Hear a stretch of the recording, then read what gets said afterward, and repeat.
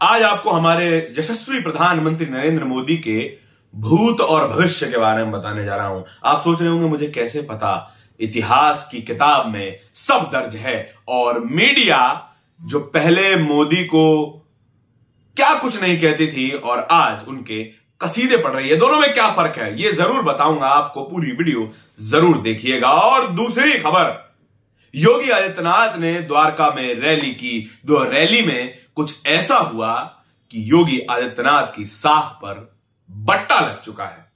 ऐसा क्यों हुआ है ये पूरी खबर में आपको पता चलेगा। तीसरी खबर सुनिए, तीसरी खबर है सैनिक भर्ती के बारे में।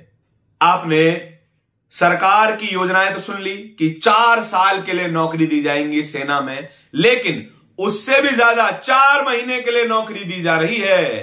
कौन दे रहा है? सरकार के नीचे ये कैसे चल रहा है ये पूरी खबर में आपको बताऊंगा, पूरी वीडियो जरूर देखिएगा। नमस्कार, मेरा नाम है धारण, ये है मेरा खास कार्यक्रम जहां मैं आपको दिन की 3 सबसे बड़ी खबरें बताता हूं। सबसे पहली खबर, मीडिया जो भूतकाल में नरेंद्र मोदी को न जाने क्या क्या कहती थी, अलग अलग पोस्टर जारी किए जाते थे, मैगजीन के कवर पर नरेंद्र मोदी हुआ करते थे और उन्हें कहा जाता था मोदित्वा एंड बियॉन्ड। हिंदुत्वा से मोदित्वा बनाया और उसके आगे की कहानी, मास्टर ऑफ डिवाइडर, दुनिया को बांटने वाला, भारत को बांटने वाला नेता।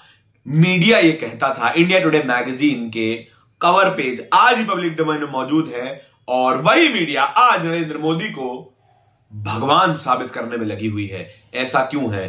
पहले वे कांग्रेस के समर्थक हुआ करते थे, अब वे मोदी के समर्थक हो गए हैं। हमेशा से मीडिया का चरित्र यही रहा है, जो सत्ता में हो, जो पावर में हो, उसके करीब रखा जाए, उसके विरोधियों को बुरा दिखाया जाए, उसके विरोधियों की बुराई की जाए तो आप सुरक्षित रहेंगे। अलग अलग तरीके के पोस्टर, अलग तरीके के जो है बैनर लगाए जाते थे। गुजरात राइट्स, मैं सब गुजरात में हूं, गोधरा राइट्स, गोधरा दंगों में सीधा सीधा मीडिया मोदी को जिम्मेदार ठहराती थी। हालांकि सुप्रीम कोर्ट ने नरेंद्र मोदी को अब क्लीन चिट दे दी है, लेकिन मीडिया का चरित्र इतना अचानक बदल कैसे गया? क्योंकि सत्ता बदल चुकी है। जो सत्ताधीश होंगे, जो सत्ता में बैठे होंगे, मीडिया उसकी बात करेगा और हमारा काम यह है कि आपको हर तरफ की खबर बताई जाती रहे। एक और पोस्टर देखिए, लिखा है राइडिंग द हेट वेव, नफरत की लहर पर चल रहे हैं मोदी। वो ऐसा मीडिया कह रही थी। इंडिया टुडे के कवर पर नरेंद्र मोदी की तस्वीर है, ये रथ यात्रा की तस्वीर है और वो कह रहे हैं कि नफरत की लहर में मोदी सवार है। कैसे बदल गया ये पूरा चरित्र और कैसे आज मोदी भगवान हो गए, हिंदू हृदय सम्राट हो गए और विश्व गुरु के संस्थापक हो गए। कैसे हुआ ये सब, ये मैं आपसे जानना चाहता हूं। मीडिया असल में हमेशा सत्ता के समीप रहना चाहती है। मीडिया में सभी जो लोग हैं वो किस जाति से आते हैं ये आप सभी जानते हैं। मीडिया में किसका रिप्रेजेंटेशन नहीं है ये आप सभी जानते हैं। सभी मीडिया संस्थानों में, एक भी मीडिया संस्थान में शीर्ष पद पर कोई भी SC ST OBC माइनॉरिटी का लीडर नहीं है। इसीलिए मीडिया का जो पॉलिटिकल स्पेक्ट्रम है वो इधर से उधर फुदकता रहता है। दूसरी खबर क्या है? द्वारका में, गुजरात के द्वारका में योगी आदित्यनाथ, उत्तर प्रदेश के CM बाबा जी ने एक बड़ी रैली की। बड़ी रैली में उसी रैली में उन्होंने कांग्रेस पर हमला नहीं किया, उन्होंने कांग्रेस के बारे में उतना ज्यादा मुखरता से बातें नहीं की, लेकिन बातें की तो आम आदमी पार्टी के बारे में। योगी आदित्यनाथ को भी समझ में आ रहा है कि उनका किससे कंपटीशन है। गुजरात में असल में बीजेपी को टक्कर दे कौन रहा है? वो आम आदमी पार्टी है। काफी सारे लोगों से मैं गुजरात में मिला और उन्होंने बताया कि हम विकल्पों की तलाश में हैं। सीधा सीधा बंटवारा आपको गुजरात में दिखाई देगा। ये जितना व्यापारी वर्ग है, जितना रईस वर्ग है, वो बीजेपी की ओर जा रहा है, क्योंकि बीजेपी प्राइवेटाइजेशन को प्रमोट कर रही है, निजीकरण को प्रमोट कर रही है और ज्यादा से ज्यादा चीजें प्राइवेट करने की ओर बढ़ रही है। इसमें व्यापारियों को ज्यादा फायदा है, इसीलिए व्यापारी वर्ग बीजेपी की ओर है।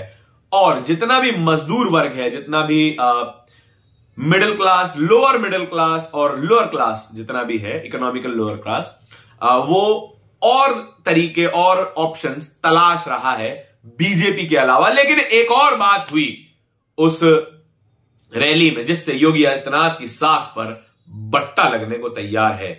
योगी आदित्यनाथ की रैली में कुर्सियां खाली रह गई। योगी आदित्यनाथ को सुनने गुजरात में कोई नहीं आया। ऐसा ही नरेंद्र मोदी के साथ हुआ था। नरेंद्र मोदी के साथ पहले भी गुजरात में हो चुका है, जिग्नेश मेवाणी ने पहले बताया था, और तमाम जो स्वतंत्र पत्रकार हैं उन्होंने भी ये बात बार बार बताई है कि नरेंद्र मोदी को सुनने के लिए गुजराती नहीं आ रहे हैं। तो फिर ये इलेक्शन कैसे जीत जाते हैं, ये सबसे बड़ा सवाल है। लेकिन आप भीड़ बुला भी लें रैलियों के अंदर, तब भी जो भीड़ आती है वो सभी वोट देने नहीं जाती। आपके विचार इस बारे में मैं जानना चाहता हूं कि मोदी जी की रैली में भीड़ नहीं आती, योगी जी की रैली में भीड़ नहीं आती, तो वो इलेक्शन जीत कैसे जाते हैं। और तीसरी खबर क्या है, 4 महीने तक एक व्यक्ति सेना में नौकरी करता रहा, सेना में उसको सैलरी मिलती रही, लेकिन पता चला कि वो सैनिक ही नहीं है और उसकी भर्ती कभी हुई ही नहीं थी। लोग नौकरी के लालच में आके लाखों रुपया दलालों को देते हैं और सेना में भर्ती होने की कोशिश करते हैं। उनका पैसा भी जाता है, नौकरी भी नहीं लगती, और ऐसे केस सामने आते हैं कि सेना भर्ती स्कैम हुआ है। एक व्यक्ति जिसको 4 महीने हो गए थे सेना के अंदर, उसको सैलरी भी मिली थी, लेकिन आखिरी में पता यह चला है कि वो कभी सैनिक था ही नहीं। पूरे देश में ऐसी बातें होती रहती हैं और ये सरकार की नाक के नीचे हो रही है। खुलेआम ये चीज चलाना आसान है क्योंकि सरकारें इन सभी बातों का समर्थन करती हैं। सरकार खुद चाहती है कि 4 साल की नौकरी बांटी जाए। अग्निवीर प्रोग्राम लाया ही इसीलिए गया है कि छोटे समय के लिए एक सैनिक से ज्यादा काम करवाया जाए। वो सैनिक के जब 4 साल पूरे हो जाएंगे तो जितनी भर्तियां हुई थी 75% को बाहर कर दिया जाएगा, 25% को ही सेना में समावेश किया जाएगा। ये कहां का न्याय है, ये मैं आपसे जानना चाहता हूं। और सरकार की नाक के नीचे ही ऐसे स्कैम चल रहे हैं जहां पैसों के एवज में सेना में भर्ती के सपने दिखाकर लाखों रुपए लूट लिए जाते हैं और सरकार को इसकी खबर नहीं मिलती। ये ऐसा हो नहीं सकता है। आपके क्या विचार हैं इन तीनों ही खबरों के बारे में कि मोदी की इतनी बुराई करने वाला मीडिया अचानक मोदी के समर्थन में कैसे आ गया? और ये अचानक नहीं है, पिछले 8 सालों से यही हो रहा है। और जो योगी आदित्यनाथ हैं गुजरात आते हैं और लोग उन्हें सुनने नहीं आते। देश में सेना के लिए दिल में प्रेम रखने वाले लाखों युवा हैं जो देश को अपनी जान न्यौछावर करना चाहते हैं, लेकिन उनके साथ ऐसे स्कैम हो जाते हैं। तीनों खबरों के बारे में आपकी प्रतिक्रिया जरूर जानना चाहूंगा। धन्यवाद। नेशनल दस्तक की आपसे गुजारिश है कि अगर इसको बचाना चाहते हैं तो नेशनल दस्तक को सब्सक्राइब करने के लिए रेड कलर के सब्सक्राइब बटन को दबाएं, फिर बेल आइकन की घंटी दबाएं। नेशनल दस्तक को बचाने के लिए बहुत जरूरी है कि हर खबर को शेयर करें, लाइक करें, कमेंट जरूर करें।